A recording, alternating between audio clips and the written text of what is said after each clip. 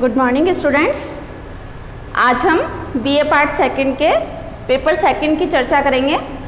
कल मैंने आपको बताया था कि मानव की जो प्रजातियां हैं उनके वर्गीकरण में आधारभूत जो तत्व हैं वो शारीरिक लक्षण होते हैं, जिनमें हमने आंतरिक लक्षणों की और बाह्य शारीरिक लक्षणों की बात की थी। आज हम पढ़ेंगे क्लासिफिकेशन ऑफ ह्यूमन रेसेस, मानव प्रजातियों का वर्गीकरण।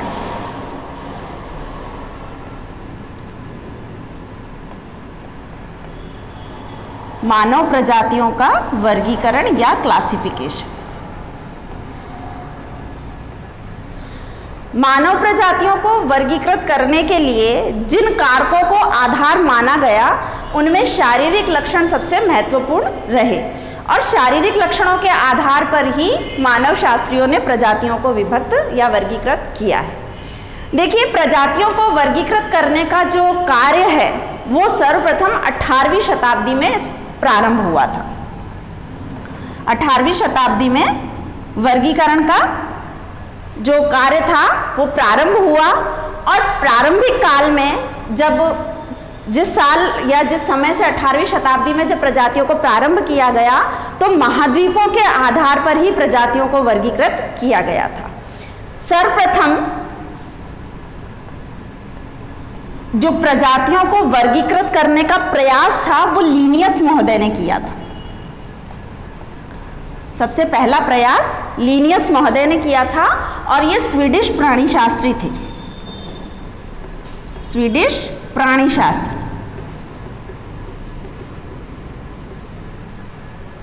ठीक है, सर्वप्रथम प्रयास किसने किया वर्गीकरण का? लीनियस ने, जो कि स्वीडिश प्राणीशास्त्री थे, और इन्होंने ही 4 महाद्वीपों के आधार पर 4 प्रजातियों को वर्गीकृत किया।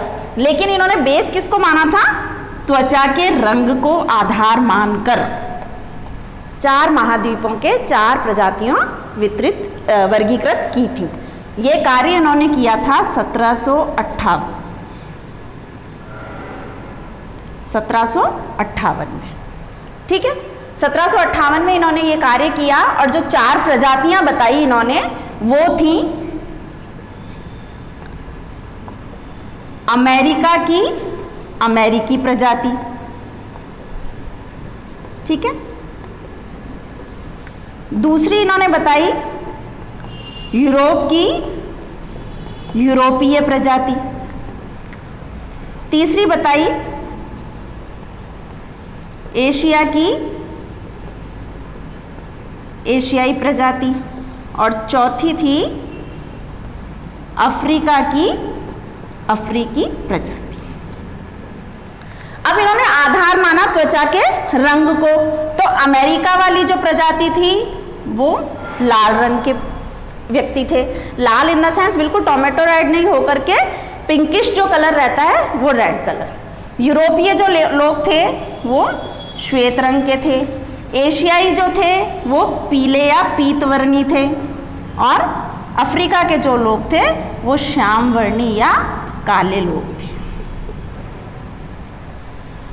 लीनियस ने त्वचा के रंग को आधार माना। 1758 में इन्होंने अपना वर्गीकरण प्रस्तुत किया, जो कि 4 महाद्वीपों की 4 प्रजातियों में वर्गीकृत किया था। इनमें प्रजातियों का जो दूसरा प्रयास हम बोलेंगे वो दूसरा प्रयास 1806 में। दूसरा प्रयास किसने किया था? 1806 में ब्लूमेनबेक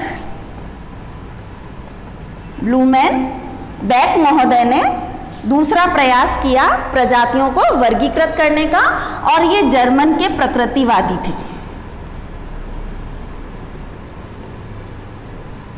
जर्मन के प्रकृतिवादी थे। ब्लूमेनबेक ने सर्वप्रथम खोपड़ी के विकास की विद्या का भी प्रयास जो था वो ब्लूमेनबेक ने ही किया था। इन्होंने जो वर्गीकरण प्रस्तुत किया उसमें उन्होंने त्वचा के रंग, नाक की बनावट या आकृति,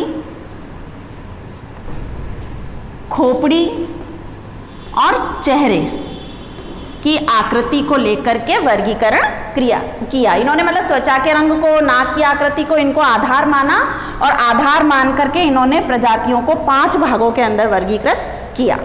पहली प्रजाति थी इसमें कॉकेशियन, कॉकेसाइड जिसको बोलते हैं, कॉकेसाइड। दूसरी थी इनकी मंगोलियन, तीसरी इथोपियन,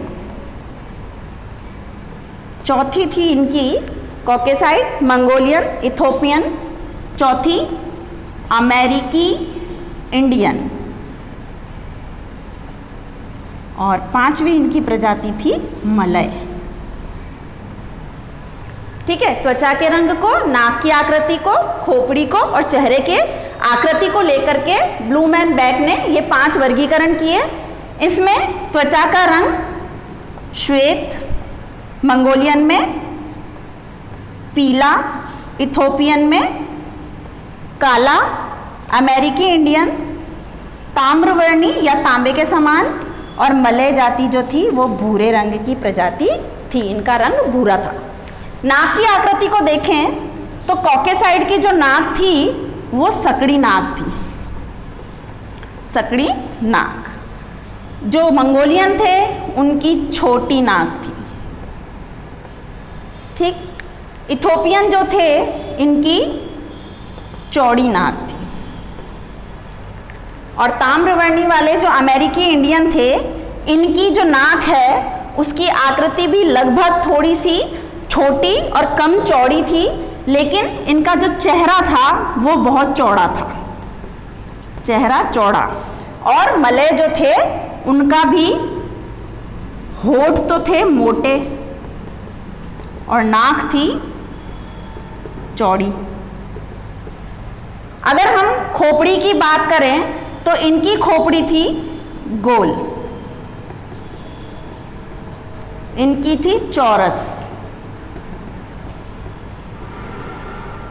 और इथोपियन थे लंबी खोपड़ी या लंबे सिर वाली प्रजाति और इनके चेहरे चौड़े के साथ में अनियमित आकार की खोपड़ी,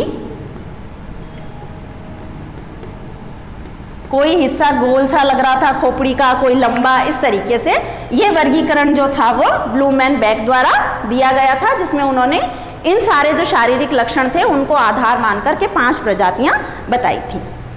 इसके बाद हम चलते हैं कि जो 1806 में ब्लूम एंड बेक ने किया तो फिर प्रजातियों का वर्गीकरण में और किन किन को आधार माना गया और कौन से ऐसे मानव शास्त्री थे जिन्होंने और भी प्रजातियों को वर्गीकृत करने का प्रयास किया। तो देखिए 1870 में हक्सले महोदय ने बालों की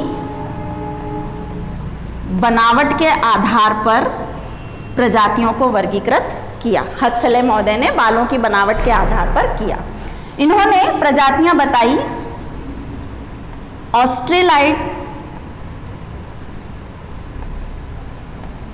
निग्रोइड,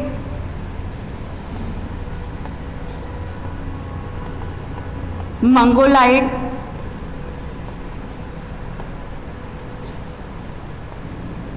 सेंथ्रोकाइड और मेलेनकाइड। ये 5 प्रजातियां हक्सले महोदय ने 1870 में बताई, इन्होंने बालों की बनावट के आधार पर वर्गीकरण किया था। तो जो ऑस्ट्रेलियाई प्रजाति थी इनके काले लहरदार बाल थे, काले लहरदार बाल थे और चौड़ी नाक थी। ठीक, काले लहरदार बाल और चौड़ी नाक, लेकिन ये रहते कहाँ थे? दक्षिणी भारत और ऑस्ट्रेलिया में निवास करने वाले जो आदिवासी थे वो लोग थे। ठीक है, निग्रोइड जो थे अत्यंत काले बालों वाले, काले बाल और लंबे सिर वाले थे, जो कि कहाँ रहते थे? अफ्रीका। ठीक, मंगोलाइड जो थे इनके बाल कम थे, आंखें काली, कद छोटा और रंग पीला था। ये रहते कहाँ थे? तिब्बत, मंगोलिया और जापान। ठीक है। सेंथ्रोकाइट जो थे ये श्वेत प्रजाति के थे और मेलेनकाइट जो थे वो गेहुआ रंग, विटिश कलर, गेहुआ रंग की प्रजाति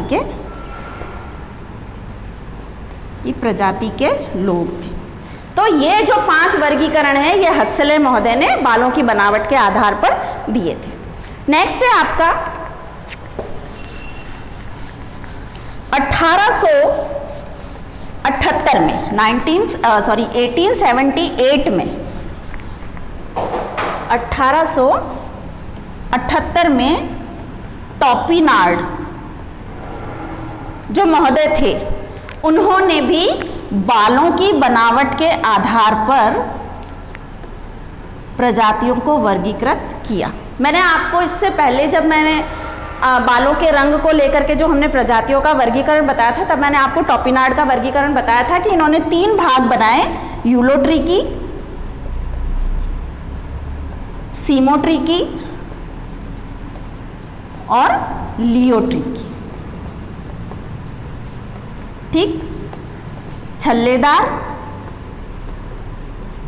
लहरदार और सीधे, ये इन्होंने 3 यूलोट्रिकी, सीमोट्रिकी, लियोट्रिकी जो प्रजातियां बताई है ये थी निग्रो, लहरदार बाल थे आपके कॉकेसाइड और सीधे बाल थे मंगोलाइड। लेकिन इन्होंने 1870 के बाद 1885 में फिर से अपना दूसरा वर्गीकरण प्रस्तुत किया जिसमें त्वचा के रंग और नाक की आकृति, त्वचा का रंग और नाक की आकृति को लेकर इन्होंने प्रजातियां वर्गीकृत की और 3 प्रजातियां इन्होंने बताई। पहली यूरोपीय प्रजाति, दूसरी एस्किमो,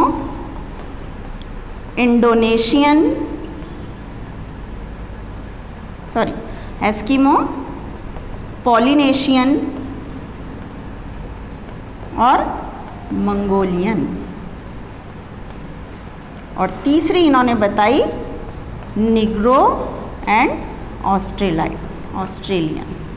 ये प्रजातियां इन्होंने बताई जिसमें यूरोपियन रंग श्वेत, नाक पतली, एस्किमो नाक मध्यम और रंग पीला और मध्यम नाक, और ऑस्ट्रेलाइड काला रंग और चौड़ी नाक। इस तरीके से आपने देखा कि प्रति वर्ष या हर सत्र के अनुसार या हर सदी के अंदर अनेक मानव शास्त्रियों ने शारीरिक लक्षणों को आधार मानते हुए प्रजातियों को वर्गीकृत किया।